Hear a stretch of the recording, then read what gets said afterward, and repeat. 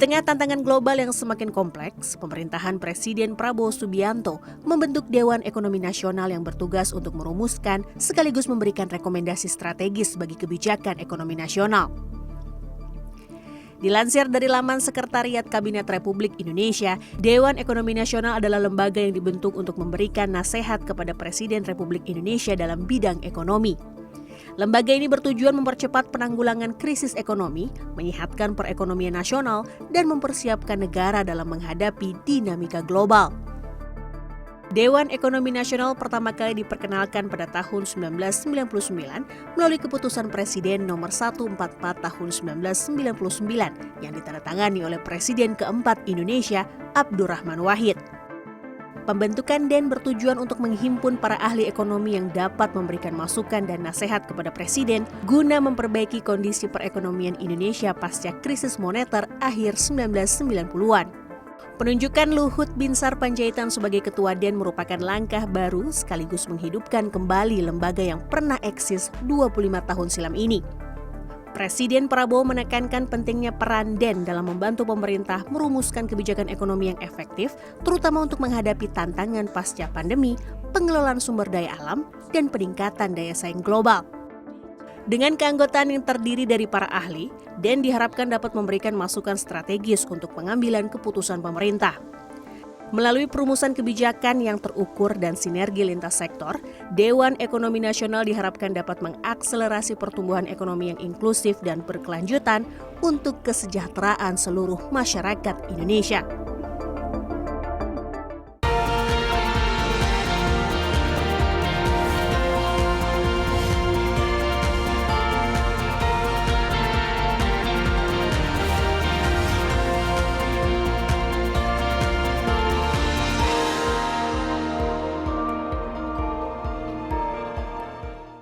Indonesia ingin menjadi Indonesia emas pada tahun 2045 dan juga pemerintahan Prabowo Gibran memiliki target pertumbuhan sebesar 8%. Nah, ini tentu saja memerlukan strategi yang tepat, kebijakan yang tentu saja harus lebih tepat lagi dan juga harus bisa memahami apa yang terjadi di luar sana di ekonomi secara global dan juga keperluan ekonomi yang domestik. Nah, tentu ini merupakan pekerjaan rumah yang harus dilakukan bersama-sama. Pemerintah harus bekerja keras, berkolaborasi, tapi lebih penting lagi tentu mengimplementasikan semua cita-cita ini. Sudah dibentuk yang namanya Dewan Ekonomi Nasional. Sebenarnya lembaga ini sudah cukup lama, tapi saat ini dimulai lagi. Nah, saat ini kita bertemu dengan Ketua Dewan Ekonomi Nasional. Sebenarnya sudah tidak asing lagi bagi kita semua, khususnya bagi saya, mantan Menko Maritim dan Investasi, Pak Luhut Panjaitan. Apa kabar Pak Luhut? Baik. Sekarang jadi punya posisi baru, Ketua Dewan Ekonomi Nasional. Tapi ngomong-ngomong, sehat? Ya, sehat. Tadi saya baru treadmill 6 kilo. Iya, saya masih semangat ini. Dan saya lihat ini juga masih dibutuhkan wisdomnya, kepakarannya dan juga segala macam pengalaman yang dimiliki. Tapi bagaimana Pak Luhut? Transisi dulu sebagai Menko Marves, kemana-mana kita carinya Pak Luhut. Nah, sekarang Ketua Dewan Ekonomi Nasional. Saya ingin lihat ada semacam continuity lah dalam dari segi strategi dan kebijakan di pemerintahan ini. Saya kira itu yang dilakukan Presiden Prabowo dengan Pak Jokowi, yang mereka saya lihat bersepakatlah supaya berlanjut, dan saya pikir itu juga masukan-masukan dari semua. Jadi Dewan Ekonomi Nasional ini dibentuk Presiden Prabowo untuk memberikan saran-saran, masukan-masukan kepada beliau seperti think tank gitu. Yeah. Jadi sebenarnya eksekusi itu ada di kementerian dan Menko-Menko dan kementerian-kementerian lembaga.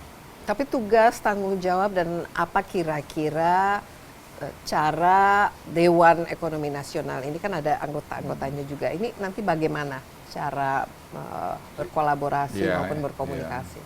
Yang pertama yang saya senang banget bahwa di anggota Dewan Ekonomi Nasional ini orang-orang yang sangat profesional dan pengalaman. ada Ibu Mari Mari. Pangestu, ada Khatib Basri, ada Prof. Arif Arianto yang ahli kemiskinan. Kemudian ada juga Pak Haryanto industriawan, ada juga Herianto dari market, dari pasar modal. Jadi variasinya yang di dalam ini semua orang-orang profesional dan tidak ada politician. Jadi tidak ada konflik of interest. Kita hindarin betul itu. Dan dari awal kami rapat pertama saya ingatkan, kita jangan sampai ada konflik of interest dalamnya. Karena banyak polisi yang kita sarankan Presiden, nanti kalau diterima kita anukan tidak bagus. Atau keinginan orang kita bawa untuk menjadi polisi nasional. Jadi ini kalau lakukan meeting itu rutin Pak Luhut Ya, ini kita Dewan ya, ini, dan dengan siapa-siapa saja biasanya ada? Ya kita meeting ya sekali seminggu, tapi kadang-kadang bisa 2 kali Zoom. Sekarang kan enak, dari mana aja bisa. Tapi kita punya advisory board, ini yang juga bagus, internasional. Jadi ada misalnya Ruhir Sarma dari mana? Dari Amerika, penulis buku What Went Wrong About Capitalism, dia nulis buku itu. Dia itu juga bagian dari ya, advisor. jadi dia advice kita apa yang terjadi di Amerika dengan Trump ini, apa yang terjadi di Cina, dia juga nulis mengenai Cina, apa dampaknya pada Indonesia, kira-kira begitu. Sehingga kita juga membuat saran-saran pada Presiden, juga saran-saran yang juga mencakup bukan hanya lihat dalam negeri juga, tapi melihat dari tataran dunia yang sekarang ini tidak menentu itu. Tapi dengan Presiden sendiri berapa sering nih ketemu Ya, dan kita memberikan saran? janjian memang tiap 3 minggu kita ketemu atau sebulan. Tapi ada kalau hal-hal yang tertentu kita ketemu, kita laporan gitu. Seperti misalnya sekarang kemarin kami ketemu, kami sudah membuat 53 quick win presiden. Oke. Jadi ini saya pikir akan terus tiap bulan mungkin ada yang di launch. Misalnya versi A6 e-katalog itu akan mengcover 95% dari government procurement. Itu saya kira hampir 90 miliar dolar ya. Nah jadi seperti ini nanti ada lagi air pollution yang dulu sebenarnya sudah dikerjakan, tapi kan masa transisi agak berhenti. Nah saya saran pada Presiden, kami saran ini supaya diteruskan. Jadi ini tinggal di 1 langkah 2 langkah lagi jalan. Iya, tapi dalam komunikasinya maupun ini kan penting ya kalau kita lihat supaya biasanya kan banyak kementerian ada ego-ego sektoral atau silo-silo dan lain sebagainya. Nah, ini sekarang kita lihat juga pemerintahan kan cukup besar, ya gemuk lah ininya kalau kita sebut kabinetnya. Bagaimana supaya kerja Dewan Ekonomi Nasional ini efektif dan bisa terkomunikasi, dan apakah bisa salah satunya tuh melihat ini apakah sudah dikerjakan gitu. Jadi semacam monitoringnya juga gitu. Aku tuh 3 kali Menko loh. Jadi, makanya mungkin dipilih jadi 3 kali Menko, berapa kali jabatan-jabatan. Jadi ketua. Dan banyak seperti Bu Mari, Menteri Perdagangan, Menteri Pariwisata, semua punya pengalaman yang banyak, hebat-hebat. Dan seperti Seto, Firman, itu kan orang-orang yang dulu bantu saya nanganin yang saya sebutkan 53 quick win presiden tadi. Jadi sebenarnya kita sangat paham. Kalau saya bilang sangat paham, ya tidak berlebihan, sangat paham. Jadi kita sebagai pembantu presiden, think tank-nya, kita hanya mengulang kembali, mereview lagi semua program. Karena pengalaman kita yang lalu, banyak program-program itu studinya tidak proper gitu. Contohnya pengen cepat, misalnya kereta api cepat Jakarta-Bandung. Itu banyak studinya nggak terlalu bagus. Ya sudahlah kita perbaikin, tapi kita belajar banyak dari situ. Misalnya airport Jogja, airport Kertajati, itu kan jadi ghost airport. Ya, studinya nggak pas dilakukan. Jadi sekarang kami lapor Presiden Prabowo, Pak, semua nanti yang Bapak mau bikin silakan aja. Tapi kita harus lakukan proper study supaya kita bisa dapat efisiensi, karena inefisiensi di negara kita, ICOR kita kan 6,7 kalau saya tidak keliru. Jadi itu sama dengan inefisiensi kalau kita lihat setelah audit BPKP ya, ini audit sekarang Presiden Prabowo minta diaudit kan, itu mungkin kita miss like berapa, 70 miliar dolar, 70 miliar. ya, 60, let's say sekarang ya katakanlah 65 miliar dolar. Nah kalau itu sekarang inefisiensi ini bisa kita pongkos setengahnya aja, pikir bodoh-bodoh aja deh, nggak usah pinter-pinter. Yeah. Itu 30 billion dollars. 30 billion dollars itu kan bisa mungkin 2% growth mungkin, on top of dari 5% growth sekarang. Jadi sebenarnya kalau kita lakukan digitalisasi semua kementerian dan Presiden Prabowo sudah mulai memerintahkan ini, saya kira dalam 5 tahun kita tumbuh 5, 7 sampai 8% itu doable. Bisa ya, optimistis ya. Saya tidak pesimis mengenai itu. Tapi kita harus ngurangin orang-orang yang toksik juga di dalam konsistensi kita dalam policy. Bagaimana yang kita pajaki kelompok-kelompok itu aja. Ya itu memang dari Jadi dulu. sebenarnya kalau kita pajak itu semua dengan benar kepada orang-orang yang berhak untuk dipajakin, penerimaan pajak itu akan lebih besar.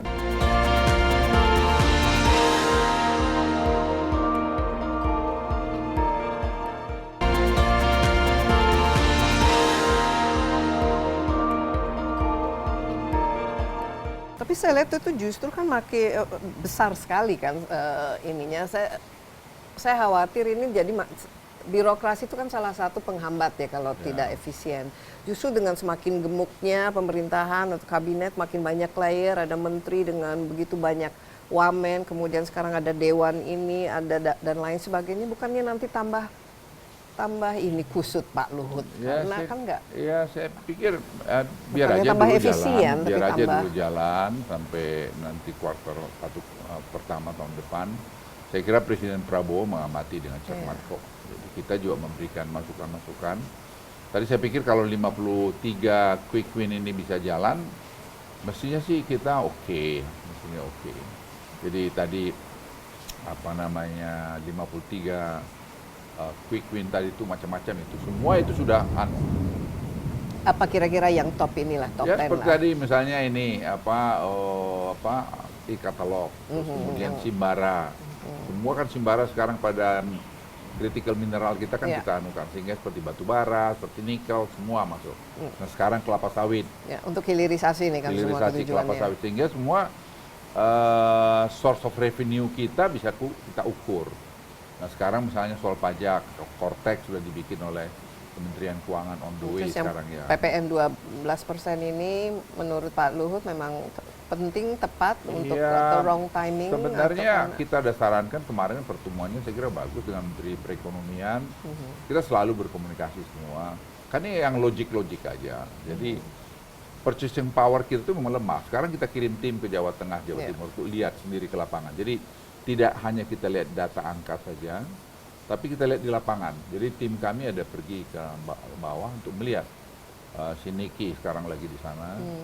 Untuk benar sih berapa lemah sih kita gitu. itu kan kelihatan kan, kita sekarang juga banyak PHK di mana-mana, industri pada gulung tikar, kalau dibebankan lagi dengan pajak yang dinaikkan kan enggak. Tapi sekarang kemarin Presiden sepertinya kan sudah ngarahkan yang dipajak itu yang barang-barang yang tambahin yang barang-barang mewah dulu. Tapi kebutuhan rakyat kecil tidak akan diberikan pajak tadi itu. Satu. Yang kedua, Contohnya apa? Barang mewah yang di atas harga apa? Mungkin kalau jamu nggak mahal sih. Siapa yang nggak mahal? Memang enggak. Jadi misalnya apalah orang pakai branded sepatu yang mana itu ditambahin. Kalau aja. gitu mungkin justru para pejabat-pejabat gitu yang Nggak memang apa-apa, pakai. biar aja pejabat itu yang hidupnya bermewah-mewah itu. Saya kira betul. Jadi mobil yang mewah misalnya itu yang akan dianukan. Tapi sebelum tadi PPN ini juga dilakukan, pemerintah juga ngasih insentif stimulus. Jadi ada paket stimulus nanti akan sedang disiapkan. Ya misalnya tadi memberikan subsidi listrik, ya yang berapa megawatt ke bawah, berapa watt ke bawah. Ya, tapi itu kan selama ini kan sudah dijalankan. Nah, harga listrik kita kan memang harga subsidi, Pak. Ya, sekarang ini kan diberikan lagi selama 3 bulan ke depan ini, mulai mungkin Desember Januari atau Desember Januari. Nah ini saya kira akan langsung target. Jadi kita berikan dulu itu, baru nanti sebagai stimulus, kemudian tadi baru dinaikkan pajak-pajak yang saya sebutkan tadi. Oke, nah ini kan kita budget untuk kuncinya sebenarnya kan APBN kita tahun 2025, nah, apalagi dari Dewan Ekonomi Nasional kan harus lihat nih harus efisien, harus tepat sasaran, dan yang penting lagi antara pendapatan dan penghasilan idealnya lebih kan supaya kue APBN-nya kan juga bisa diperbesar supaya pertumbuhannya itu juga bisa lebih tinggi. Nah, ini bagaimana menurut Pak Luhut posturnya khususnya untuk tahun depan, apalagi dengan semakin bengkaknya ada kebutuhan makanan gratis, gaji-gaji ASN dan guru naik dan lain sebagainya.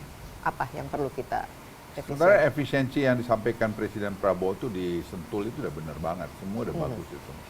Tinggal masalah kita selalu eksekusi kan, Des. Iya. Nah, tinggal dieksekusi kita semua harus berkaca. Ya efisien nggak kementerian saya gitu. Gimana, efisien nggak? Selama ini di bawah Menko Marves ini efisien nggak? Ya kita buat seefisien mungkin. Jadi ya nggak perlu jalan rame-rame, nggak usah rame-rame lah, kan Presiden udah kasih instruksi. Pengawal-pengawal dikurangi. Saya lihat justru makin banyak ini pengawal-pengawal. Ya ini sekarang kita himbau lah, janganlah gitu. Harus ya, hidup sederhana lah, ini yang harus Ya menurut saya Edian kan ketauladanan, Des. Edian tuh kalau pemimpinnya kasih contoh, yang lainnya mesti ikut. Tapi kalau pemimpinnya nggak kasih contoh ya memang repot. Iya, dan ini juga akhir-akhir ini justru banyak yang contohnya nggak bagus ini, sehingga netizen harus yang bergerak. Ya. Nggak ada masalah itu, saya kira bagus. Pemimpinan yang harus ini. Tapi balik lagi ke mengenai efisiensi. Tadi saya agak kaget ya Pak Luhut katakan, oh kita bangun ini tadi bandara misalnya, atau tapi ternyata yang seperti studinya nggak tepat. Nah ini coba apa yang kita bisa pelajari, karena infrastruktur ini kan sesuatu yang ketika pemerintahan Jokowi ini salah satu istilahnya yang kita bisa banggakan ya. Tapi kalau ternyata tidak tepat dan tidak menghasilkan pertumbuhan itu, apa yang kenapa bisa salah? Enggak, jangan salah ngerti. Saya tidak mengatakan bahwa infrastruktur ini buat Pak Jokowi itu nggak bagus. Bagus banget. Tapi memang ada beberapa bangunan-bangunan yang menurut saya, misalnya ada satu pelabuhan di Sumatera Barat. Ya. Itu dibangun pelabuhannya nggak ada jalannya. Nah, itu kenapa Nah, itu bisa? dari zaman dulu. Jadi sampai berapa tahun, ada 10 tahun itu di sana. Baru saya pergi ninjau ke sana, loh. Ya nggak akan jadilah barang ini, wong jalannya nggak ada, ya nggak digunakan kan, tapi sayang kan. Iya. Sama Kertajati. Kertajati perencanaannya apa perlu sebesar itu? Ya. Terus jalannya udah siapin belum? Yeah. Itu kan perencanaan yang lalu. Kita tidak mau cari orang-orang. Ya nggak, maksudnya ini kan belajar ke depan supaya ya, tidak jadi diulangi. saya bilang Presiden Jokowi, kita punya pilihan, kita teruskan atau tidak teruskan. Kalau kita teruskan, ini pasti nanti akan juga kurang penumpangnya. Tapi nggak diteruskan, ini mangkrak. Nanti kan tidak bagus. Jadi kita ambil keputusan waktu itu, kita selesaikan jalan Bandung Kertajati, which is very costly, dan itu juga sekarang jadi bagus. Dan kedua kita bangun airport dan selesaikan. Tapi sekarang airport ini kan kurang tergunakan dengan bagus, karena ya gimana ya. Tapi sekarang kita cari jalan keluarnya lah. Kita mungkin bikin jadi kargo, kita bikin jadi untuk haji, seperti itu. Tapi kalau studinya dibuat lebih proper waktu itu, ya zaman 10 tahun sebelumnya itu, mungkin saya kira nggak perlu seperti itu. Nah, itu jangan kita ulangi di zaman sekarang. Jadi apapun Presiden pengen atau terpikir, studinya harus proper. Kalau boleh. Iya, dan karena ini juga wasting time, wasting money, dan kan nggak murah kan, itu kan uang pinjaman semua kan yang harus dikembalikan ya Pak Luhut ya. IKN ini bagaimana kira-kira ke depan? Apakah ini akan menjadi proyek mangkrak juga, atau karena ini semakin lama ditinggalin, nggak ditempatin dan lain sebagainya, kan bisa ini malah. Kalau Desi tanya saya jujur, IKN itu bagus sih. Ya memang saya lihat ini. Hanya memang Presiden Prabowo ininya. ingin supaya MPR-nya, DPR-nya, kantornya selesai, Mabes TNI, Mabes Polri selesai, Mahkamah Agung selesai, perumahan ASN bisa berapa puluh persen, kita pindah gitu. Jadi saya pikir dalam 2-3 tahun lagi akan terjadi. 2-3 tahun, optimis ya Pak Luhut? Saya optimis Nanti banget. kantor DEM juga pindah ke situ kan ya? Gitu. Dan menurut saya lebih bagus karena tingkat polusi sangat rendah. Jadi buat kita bagus banget. Oke, 53 quick wins. Coba ada beberapa lagi yang kita Ya bisa banyak bahas. itu yang menyangkut digitalisasi aja. Oke, kan digitalisasi beberapa, ini bagaimana? Karena digitalisasi kemudian ada otomasi, robotics bisa berdampak juga kepada pengurangan inilah tenaga kerja kita, kehilangan pekerjaan juga. Karena apalagi kalau skillsnya nggak match, what can we do? Sebenarnya kita ini yang tidak bisa sekarang main-main. AI itu sebenarnya kemajuannya tuh cepet banget. Saya nonton kemarin 60 Minute program itu. Mereka cerita bagaimana AI itu akan merubah dunia ini. Bisa baik dan bisa juga tidak baik, destruktif. Gitu. Nah ini kita harus sikapin betul ini perubahan AI ini. Semua jadi akan efisien. Kemarin misalnya kami bicara beberapa ahli AI kita dan mengenai dengan ekonom dengan juga ahli quantum computing ya. Karena saya ikut kemarin ada quantum gathering di Bali, pakar-pakar quantum hadir di situ dari Princeton, dari Belanda, dari Amerika, mana ada 25 orang pakar-pakar. Nah rupanya itu pun bisa digunakan untuk ekonomi. Kita kan ini sekarang efisiensi kita ini inefisiensi kita kan masih tinggi. Jadi sekarang kita coba exercise. Saya lapor presiden untuk kita lihat. Jadi kita lihat semua lini lah. Bagaimana penerimaan pajak kita ini bisa lebih bagus. Tapi jangan dipajakin tuh.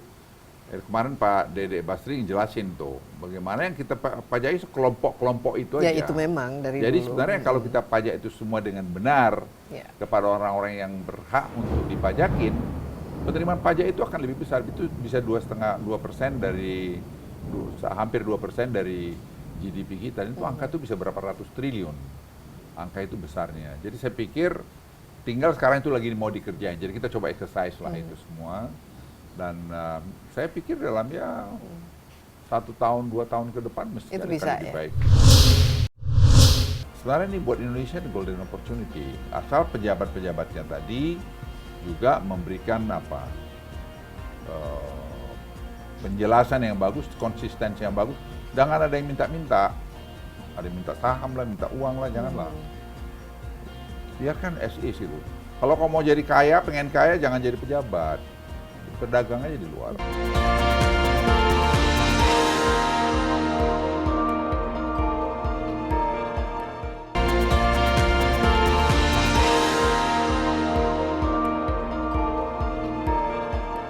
Tapi bagaimana kembali ke digitalisasi ini bisa membantu meningkatkan efisiensi perekonomian, tapi juga berkaitan dengan inilah dampak ya positif terhadap pertumbuhan.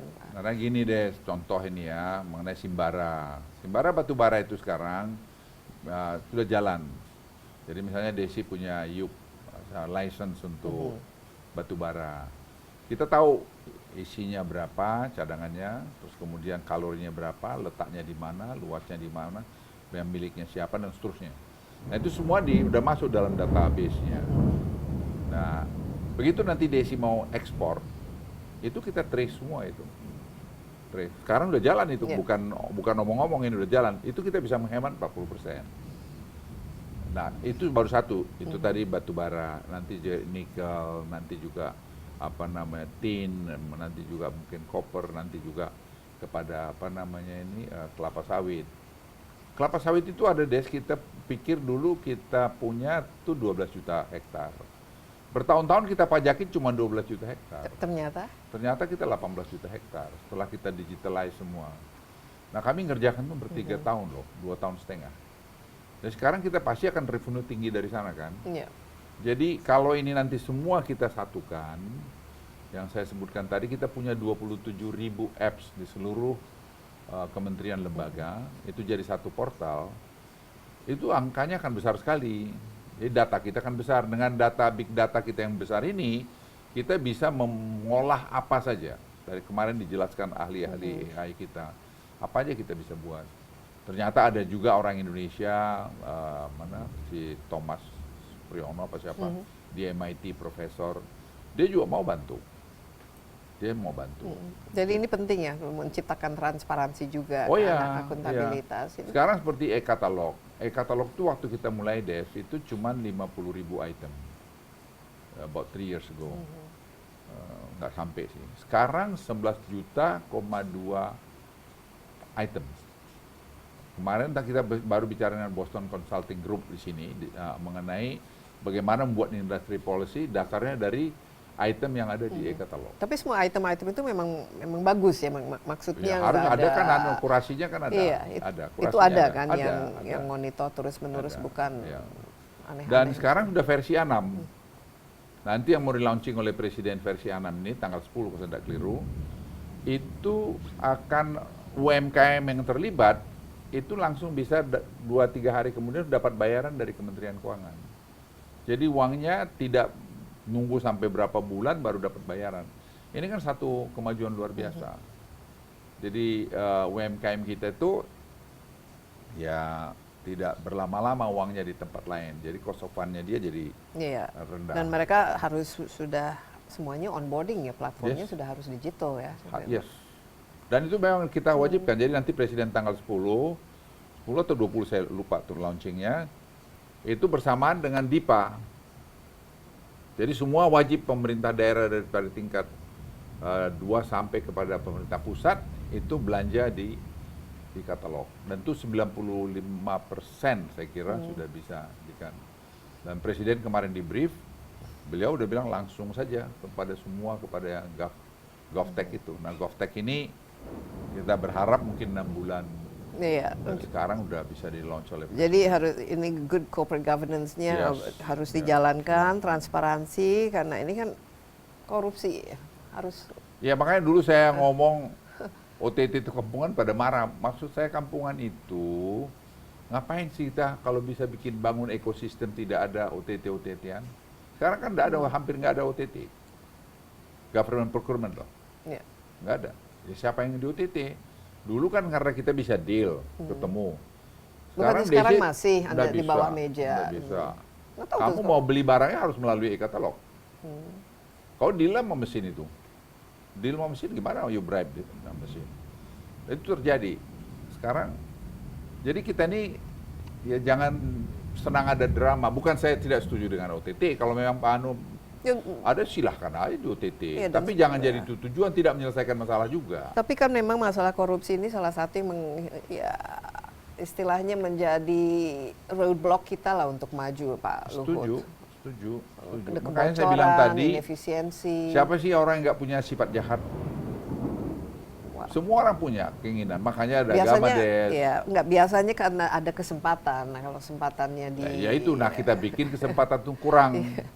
Karena digitalisasi tadi. Nggak harus Ya, itu. dipagar-pagarin. Ya. Ya. Tapi walaupun sekarang kalau kita lihat ya, ini uang cash, emas disita dan lain sebagainya. Tapi Des, kan itu bikin... juga satu bukti loh Des, bahwa sistem kita makin baik. Artinya, kamu disogok orang nggak bisa taruh duitnya ke bank. Dulu Iya, you can yang do ada- it. Sekarang dia tanya underline-nya kan. Iya. Makanya dia nggak punya pilihan, dia taruhlah duit itu. taruh Jadi- di rumah atau dikubur di di kebun. Tapi saudara kita mesti bersyukur, oh ya, berarti sistem kita makin baik. Jadi kalau ada orang mau dapat sogokan, mau taruh di bank nggak bisa. Dia nanti makin lama makin bagus ini. Orang mau beli cash nggak bisa lagi, semua cashless. Ya, yang penting bagi saya ini harus ada lah perbaikan korupsi ini karena ini menghambat gitu. Dan Setuju. baru-baru ini kan kita lihat kan dari awal Presiden Prabowo sudah keliling dunia istilahnya memperkenalkan diri dan juga coba menarik investasi, bekerja sama dan lain sebagainya, dan akhir-akhir ini juga ada banyak perusahaan-perusahaan asing sudah melirik lah Indonesia. Investasi bisa kan harusnya jadi driver untuk 8%. Tapi Ya. yang saya lihat antara keinginan political will ada, tapi implementasinya itu regulasinya mungkin nggak tepat, yang diminta apa, yang diberikan apa, coba Pak Ya sebenarnya tinggal kita konsistensi kita aja sih. Sekarang kan anak-anak muda misalnya di kantor saya dulu maupun yang sekarang di DEN, itu kan sangat paham ini semua. Jadi kalau kita bikin deal, ya memang deal itu betul-betul harus menguntungkan Republik dan menguntungkan yang investasi. Dan kita memang mengedepankan sekarang yang orientasi ekspor, investasi itu. Nah, tapi kalau kita tidak konsisten terhadap aturan, ya itu memang repot. Makanya saya bilang jangan ada pejabat yang toksik lah gitu, kuranginlah gitu. Karena Emang banyak ya pejabat yang toksik yang Pak Luhut lihat? karena keadaan yang global sekarang ini, orang cari di mana dia yang nyaman. Kalau ada nanti pejabat kita masih minta-minta uang, minta-minta saham, minta-minta apa, itu kan jadi bahan omongan. Dari mana-mana kan cerita itu. Jadi saya lapor Pak Presiden juga, ini mah kita nggak bagus buat reputasi, kok Indonesia kayak bagus begini buat ya. reputasi. Sekarang kan zaman Pak Jokowi kan lumayan bagus, jadi terus saya berharap terusin zamannya Pak Prabowo. Tapi dari segi regulasi ataupun kebijakan yang menurut Pak Luhut ini, kalau perlu dia dikurangi gitu, supaya investor juga merasa oke, ya, kita mau, cuman ya coba make it easy for us to do business in Indonesia. Ya saya sih selama jadi Menko Marves gitu, ya saya mencoba membuat lebih sederhana. Jadi bagaimana yang sulit-sulit itu kita buat sederhana. Akan nggak usah susah-susah deh. Contoh aja negara-negara tangga kita, terus nanti lihat adjustment kiri kanan sedikit gitu, biar bagus. Tapi kalau kita ngarang-ngarang sendiri, lah buat mereka nggak comfortable, yang investor tadi, dia kan punya pilihan lain. Kan nggak bisa kita marah-marahin, dia bukan bawahan kita. Mereka tinggal ke Vietnam sekarang. Tapi ya kemana-mana. Tapi sekarang ini sebenarnya opportunity banget. Vietnam juga mulai kelihatan jenuh, segala macam. Ya, Taiwan ada masalah, pemerintahan baru Amerika juga bagaimana. Sebenarnya ini buat Indonesia the golden opportunity. Asal pejabat-pejabatnya tadi juga memberikan penjelasan yang bagus, konsistensi yang bagus. Jangan ada yang minta-minta. Ada yang minta saham lah, minta uang lah, janganlah. Biarkan as is gitu. Kalau kamu mau jadi kaya, pengen kaya, jangan jadi pejabat. Berdagang aja di luar. Justru kebalikan. Ingin jadi pejabat karena karena ini ingin harus kaya. mental seperti ini nggak boleh. Kalau kau pengen jadi kaya, ya udah kau jadi pedagang aja. Apa jadi pejabat publik? Pejabat publik kamu jangan sampai. Makanya saya setuju banget tuh laporan kekayaan tuh dibuat lebih detail. Kalau perlu pembuktian terbalik. Biar semua pejabat itu pernah dari mana dapat duitnya ini. Dilihat gitu lebih ketat gitu. Kenapa tidak? Kalau kita mau serius untuk itu. Dan menurut saya about time juga. Kualitas pemimpinan atau yang sekarang ada, ya mungkin nggak ya, gimana menurut Pak Luhut? Ya, Kita saya kan nggak banyak mau berkomentar lah. Kalau saya kira Pak kita Prabowo kan banyak, punya pesan di Sentul itu sudah sangat loud and clear. Ya tinggal kita bagaimana implementasi aja. Saya lihat sih Presiden udah bilang saya kalau mau perlu merubah peraturan, merubah undang-undang kalau untuk kebaikan. Dan harus saya kira tegas, very strong message itu. Dan hasilnya harus kelihatan dengan cepat ya. Kalau untuk tahun 2025 kira-kira kita bisa 5,5% bisa nggak Pak Luhut? Saya belum berani ngomong bisa. Kita lihat dulu lah sampai kuartal tahun depan ya, kuartal 1 gimana. Siwit, saya lapor Presiden kemarin. Siwit itu, saya bilang Pak Presiden ini jadi legasinya Pak Presiden. Karena Siwit ini downstreamingnya panjang banget itu. Dan tidak ada masalah lingkungan.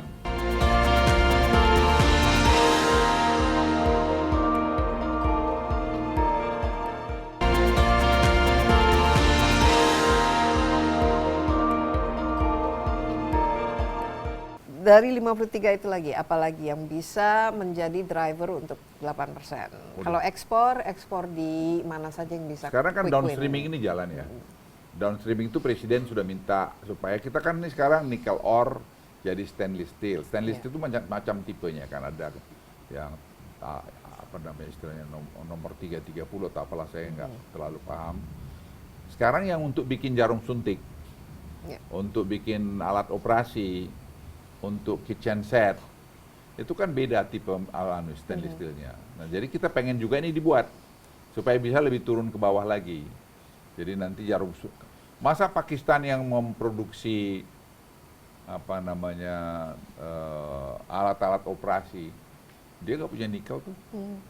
Dia impor, dia punya anunya apa namanya stainless steelnya. Ya, kan? Ya pastilah dari Indonesia. Dari Indonesia ekspor ke Cina, Cina diproses masuk ke sana. Sekarang kita harus bisa potong juga itu supaya lebih banyak ekosistem, lebih apa lengkap ekosistemnya di tanah air. Jadi berarti kan manufacturing kita harus mau tidak mau harus. Exactly. Kemarin salah satu yang kita bicara dengan Boston Consulting Group itu, bagaimana kalian lihat ini, apa tipenya, nanti kalian advise, apa regulasi yang perlu dibuat oleh pemerintah supaya ini menarik. Gitu.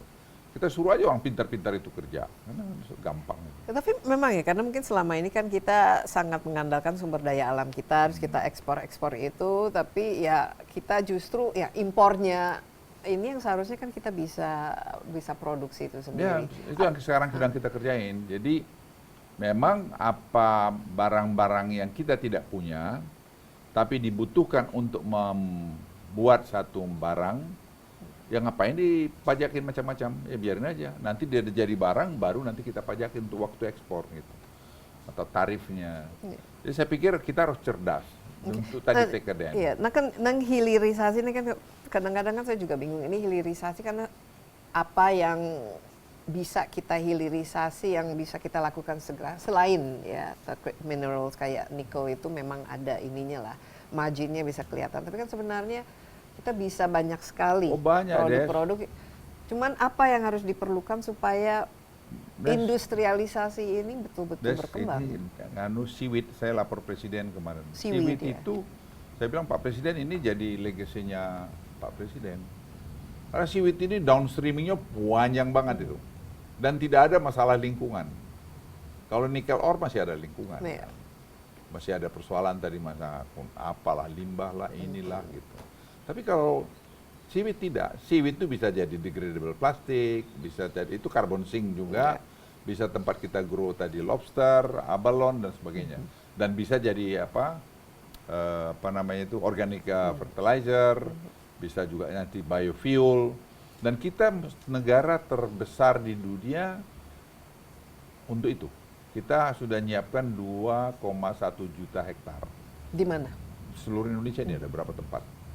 Udah ada studinya. Untuk kita grow siwit. Nanti kita bikin aja special economic zone. Kita udah paham kok itu. Tinggal nunggu wanu aja ini sekarang. Nunggu apa? Nunggu mulai kita mulai aja. Nah, siapa nanti yang bisa main Siapa di aja. ini? Kalau udah kita kan belum jualan nih sekarang anunya, apa intensif. Nah, kemarin UNGA di New York saya kan hadir. Itu Indonesia sudah ditunjuk menjadi task force untuk siwit ini. Bagus, karena memang ini bagian dari ESG kita juga, kita harus sustainable kan. Ya, karena kita punya rakyat 62% tinggal di coastal area kan. Lah ini sekarang siwit banyak di situ. Kemiskinan dan stunting ada di pantai, di garis pantai ini juga. Jadi kalau ini terjadi, saya lapor Presiden, memang kita menyelesaikan stunting, menyelesaikan juga kemiskinan. Yang kedua penerimaan negara, dan kita juga bisa bicara ini bisa global ini pengurangan emission, pengurangan emisi kita. Kenapa kita tidak jadikan ini suatu yang unggulan, Pak Luhut? Sekarang udah kita lagi kerjain. Saya udah kerjain setahun lebih. Terus saya kerjain waktu saya jadi Menko Marves, sudah saya kerjain. Sekarang ya saya sebagai advisor think tanknya Presiden. Kemarin salah satu poin yang strong kami ajukan itu, dan ada juga kita dorong task force untuk itu, KKP saya kira kerja. Kita harus kerja rame-rame lah ini, nggak bisa kerja sendiri. Ketimbang ini tambang-tambang mineral dan lain sebagainya yang memang banyak ininya lah, banyak negatifnya kan dari segi lingkungan, dan juga mungkin kita juga merusak ini ya, merusak. Dan kalau siwit apa kan tidak ada. Iya makanya ini. Saya bilang Presiden, Pak, this is going to be your legacy. Oke, menarik ini. Saya bilang itu. Dan ini juga bisa. Dan kalau kita juga ciptakan teknologinya kan bisa diolah untuk ekspor. Sekarang kan kita kerjasama dengan India Institute of Technology. Mereka sudah ada research center kita bersama di Buleleng dan juga di Lombok. Sudah ada desk, udah kita mulai kok. Dan yang saya itu sebenarnya shock itu, si India ini udah punya berapa ratus hektar di Buleleng. Mereka sudah beli dan dia sudah ekspor ke kampung dia untuk jadi fertilizer, organic fertilizer. Dan saya bilang kenapa kita bikin di kita dong. Ya, sekarang sedang kita kerjain. Iya. Justru ini Cina, local playernya harus besar ini ya, kan enggak. Cina ternyata lebih jauh lagi. Kita pikir Cina itu di terbelakang, ternyata enggak. Kosmetik, itu dia ada satu company namanya saya lupa, itu dia make $700 million profit dari sini. Padahal kita punya berapa ratus species of seaweed. Jadi sebenarnya Iya, seaweed, this is good.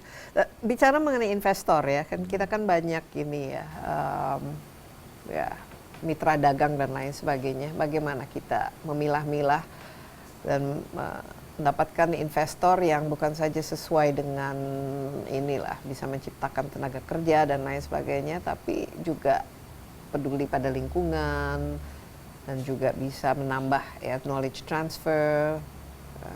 Sebenarnya sekarang orang udah melihat Coba. Indonesia itu menjadi ya destinasi untuk investasi. Contoh ya, ini deputi saya Seto itu oleh UN diminta membantu membuat aturan main investor di Kongo. Kongo itu kan kaya banget. Saya kan pergi sana, presidennya itu teman saya. Siapa namanya itu? Teman saya. Sana ada ini copper sama gold mine juga kan. Exactly. Jadi Seto diminta, baru dilapor, Pak saya ini izin diminta untuk membuat regulasi mereka kalau nanti ada investor dari luar masuk jangan mereka dibodoh-bodohin. Saya waktu ketemu presiden saya beritahu, Mr. President, saya bilang kamu mesti belajar dari kesalahan dan sukses story di Indonesia. Saya cerita sama dia, bagaimana kami deal dengan negara lain, bagaimana kesalahan yang pernah kita buat, jangan kau ulangi. Oh, dia senang sekali. Saya diundang ke tempat dia, saya udah pergi. Sekarang diundang tim dari kantor saya dulu, dari Makpres, untuk berkunjung sana. Sekarang saya tahu ada di sana. Untuk membuat tadi, dan dibayar.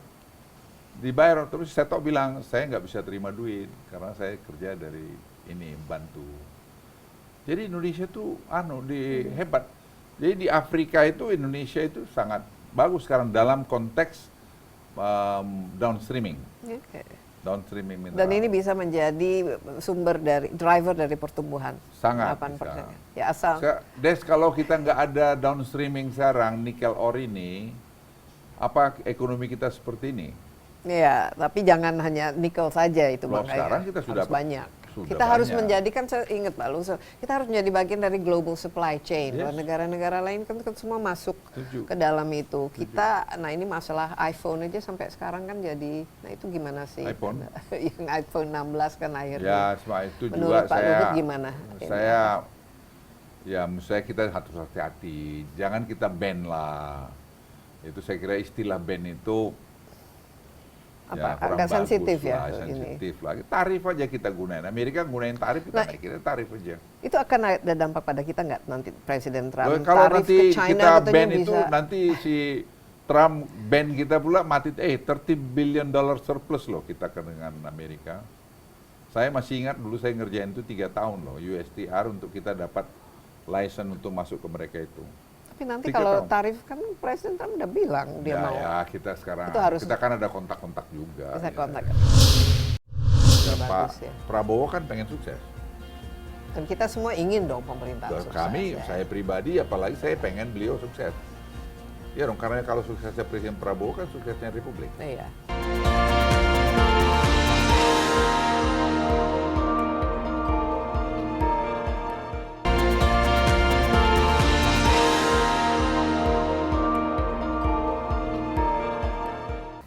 Pak Luhut, ini transisi dari Menko yang dulu kalau saya lihat ini semua, wah ini otaknya ujung-ujungnya ke Pak Luhut juga, padahal nggak ada kaitannya dengan maritim mau investasi, termasuk climate change dan lain sebagainya. Ini masih Ya, dia porsinya beda lah. Sekarang ini saya lebih banyak memberikan advice atau saran-saran pada Presiden. Ya, tapi pada teman-teman yang lain di Menko. Coba advice-nya apa ya saja saya- sebagai ya, seniornya. Ya saya berikan pendapat kami, ini pendapat gini-gini. Ya mereka juga suka datang kantor. Kita Tapi masih didengarkan nggak ini? Ya sampai hari ini kayaknya masih didengarin. saya juga ya didengarin Masih. bagus. Kalau nggak didengarin berarti saya udah makin tidak baik, ya sudah saya tidur aja. Tapi saya rasa masih dibutuhkan lah Pak Luhut ini dari segi senioritas, pengalaman, dan apalagi kita kan ini kalau di keliling dunia itu pasti didengarkan lah ini suara Pak Luhut. Ya saya pikir kita harus bangun credibility kita lah. Kalau Pak Presiden Prabowo saya kira cukup sangat bagus ya, Optimis, articulate. Pak. Ya, menurut saya ya. Tinggal kita pembantunya ini aja, jangan banyak jangan toksik itu. Toksik tuh, jangan toksik, jangan aneh-aneh, dan Ya, itu jangan tidak efisien. Udahlah, kalau kamu mau Hidup kaya, sederhana, kau berhenti aja jadi menteri atau jadi pejabat tinggi apa ya, kau berdagang di luar. Ya. Tapi kalau kau di dalam pejabat itu, ya sudah, just do it your job. Dan gitu jangan loh. KKN kan, Pak Luhut. KKN. Ya itu harus betul. Saya bilang konflik of interest tadi, kita harus hindarin tuh Des. Bener. Ya saya sebagai yang lebih senior lah, bolehlah ngomong itu. Karena aku selama 10 tahun lebih menjawab, saya hindarin itu. That's my strength. Saya hindari konflik of interest. Ada regret nggak selama ini? Jadi Nah, saya sih Menko menikmati atau kerjaan ada- saya bersyukur bahwa Tuhan kasih saya kesempatan untuk bekerja, untuk memberikan pikiran saya buat negeri ini, dan ya puji Tuhan ya cukup banyak saya kira kata orang ya. Tapi legacy yang paling membanggakan seorang Luhut Panjaitan Ya apa? sebenarnya selama apa ini? sih Des yang saya ini apalah ya. Yang kerja itu sebenarnya kalau orang bilang saya sukses, Dipanggilnya tuh Lord Luhut loh. Pak, ini kan sesuatu banget itu kalau di dunia. sebenarnya yang sukses itu anak-anak muda di kantor Iya. saya itu Des. Beneran. Itu legasinya ya Pak. Iya, saya pikir kan sebagai pemimpin kita kalau kita berhasil groom anak-anak buah kita menjadi somebody atau lebih hebat dari Iya. kita kan itu kan kebahagiaan tersendiri. Saya bahagia lihat anak buah saya seperti tadi saya bilang Seto bisa dipakai di Kongo, ya. Jadi wah saya happy banget. Apalagi yang paling wah ini mungkin nanti kalau memoir atau biografi ini yang legacy yang paling Apa? membanggakan lah. Ya, Selama saya pikir ya berbakti. saya kenal Desi lah. Ya sebenarnya saya pikir COVID itu sangat. COVID ya, iya COVID. itu Oke. Menurut saya Sukses ya, dalam penanganannya. menurut saya satu hal karena ribuan yang meninggal ya. Jadi saya juga kan merasa, aduh kok nggak bisa saya tolong semua. Ada teman dekat saya juga yang meninggal, Iya. nggak sempat obat waktu itu kan. Iya. Dan ketidaktahuan kita banyak masih mengenai COVID itu. Ya tapi saya bersyukur juga ya kita bisa contain, akhirnya kita bisa minimize dampaknya itu. Itu saya kira satu. Kalau isu climate kan saya lihat kan Pak Luhut juga passionate ya mengenai isu ya, pemanasan global dan apalagi Makanya saya dorong, Des. sustainability. Saya dorong Des itu seperti misalnya mangrove replanting 600.000 hektar itu. Waktu saya ngomong juga pertama-tama orang bilang, wah apa iya bisa? Pak Jokowi bilang, wah lu 600.000. Pak bisa Pak, kalau kita mau, asal Bapak kasih perintah aja. Terus bilang, yaudah setuju. Sekarang kita yang paling sukses. Itu awal nggak ada budget dari luar loh. Itu dari APBN aja kita sisi-sisiin. Sekarang udah berapa ratus ribu, 400.000 saya kira hektar. Nah ini bisa nggak kita menjadikan aset juga kita sebagai Oh, yes. carbon credit itu, Yes. our carbon trading, carbon credit dan lain sebagainya itu Sudah kami kerjain perhitungan. semua itu Des. Kita salah satu negara yang paling kaya gitu gituan. Kita punya juga tadi carbon capture storage. Itu Itu bagaimana? 600 gigaton loh. Itu kan semua CO2 yang dilahirkan seperti petrochemical apa segala itu kan harus diinjek ke Ya, ke carbon dalam, capture ya. storage. Karena kalau hanya dengan forestry Ya, nggak dengan cukup lah nggak ininya. cukup. Dan tidak akan terjadi tuh zero emission 2050. Itu udah lupain aja. Tapi apa yang diperlukan supaya itu jalan? Karena saya lihat ini carbon trading kita kan masih belum jalan, apalagi Ya di jalan, internasional. sekarang sih jalan. Ada Kemarin regulasinya. kemarin agak lambat ya, tapi ya kita nggak mau nyalahin orang-orang lah. Itu saya capek juga ngurusin itu 2 tahun, sampai saya datang ngadep kadang-kadang satu menteri 4 kali untuk udahlah kita gini-gini, tapi terlalu banyak konflik of interest ya, jadi ya susah juga. Tapi sekarang saya kira lumayan. Karena saya lihat dari timnya Pak Prabowo, Pak Presiden cukup sensitif terhadap ini. Jadi saya pikir akan jalan ini.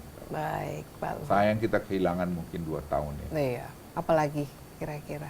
Ya, saya kira masalah lingkungan ini penting ya. Tadi masalah deforestasi kita termasuk yang baik ya.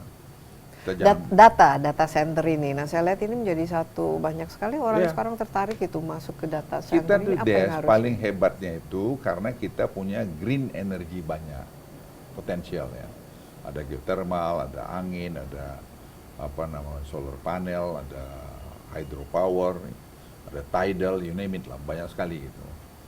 Jadi tinggal bagaimana kita mengkonsolidasikan ini aja. Kita juga mau ekspor listrik kemana, ke green energi kemana, ke Singapura. Tapi kan kita hitung, dalam perjanjian itu kita buat. Pokoknya kalau kami butuh, kita nggak bisa ekspor. Jadi domestic prioritas sudah kita hitung itu. Dan Singapura tahu itu. Jadi dalam perjanjian itu karena saya yang buat itu. Dan itu jalan kan? Akan jalan? Jalan. Ya, harus jalan dong. Jangan ada yang bilang, dikaji ulang lagi, nanti malu kita sama Singapura. Gimana sih Indonesia ini kan gitu. Ya biasanya memang kayak begitu, ganti pemerintahan, ganti aturan, ya, ganti. Itu saya jagain. Dubes Singapura juga datang ke saya, bilang ini gimana gitu. Makanya ada Dewan Ekonomi Nasional ini sebenarnya kan waktu zaman Pak Soeharto kan ada ini Dewan Ekonomi. Nah, ini isinya pakar-pakar. Sebenarnya kalau menurut saya Pak Prabowo buat Dewan Ekonomi ini pas banget. Karena Menko itu, saya kan Menko 3 kali loh aku Menko. Itu dia udah sibuk dengan kerjaan day to day. Tapi kalau dengan sekarang Dewan ini kami kan tenang mikirnya, lihatnya, dan orang-orang yang pengalaman, orang-orang kredibel. Jadi advice saran kepada presiden itu saya kira sangat kredibel ya. Iya, bagus lah. Yang penting didengarkan lah, apalagi kalau sarannya ya, bagus Pak ya. Prabowo kan pengen sukses. Dan kita semua ingin dong pemerintah sukses. Saya pribadi, apalagi saya pengen beliau sukses. Ya dong, karena kalau suksesnya Presiden Prabowo kan suksesnya Republik. Iya, asal jangan ada yang toksik-toksik itu. Ya. Pak Luhut, terima kasih banyak. Terima kasih, sekarang lebih banyak waktu untuk ini ya, olahraga, jaga kesehatan. Banyak ada hobi-hobi baru? Nggak ada, hobi saya itu aja. Pagi treadmill. Jadi kalau satu jam. kalau meeting dulu seharian, sekarang berapa kali ini? Ya dulu bisa 15 kali saat meeting sehari. Sekarang ya saya mungkin 5. Tapi lebih happy ya? Ya lebih banyak waktunya saya untuk jaga kesehatan. Ya. Kesehatan masih bagus kan? Ya, kalau masih bisa plank 1 menit tiap hari kan bagus. Luar biasa. Saya plank 45 detik paling. Tapi 45 detik bagus. Saya tiap hari 1 menit. Ya, cukup. Ya, pemimpin kita memang harus fit ya. Sekali lagi Pak Luhut, terima kasih banyak, dan saya apresiasi kalau saya minta ketemu Pak Luhut itu langsung. Jawab langsung. Iya, Des. Sekarang kayaknya susah banget, terlalu banyak ini. Harus lewat humas, harus lewat ini, ribet ini. Justru saya lihat itu lebih. Kalau saya kan pasti saya respon. Iya, luar biasa, panutan. Sekali lagi Pak Luhut, terima kasih. Sukses selalu, sehat selalu. Ya, demikian Insight with Desi Anwar kali ini. Ya, terima kasih juga atas perhatian Anda. Jangan lupa acara ini dapat Anda saksikan di cnnindonesia.com dan juga di YouTube CNN Indonesia Insight with Desi Anwar dari kediamannya Pak Luhut Panjaitan. Terima kasih. Terima kasih banyak atas perhatiannya. Stay safe. Bye-bye.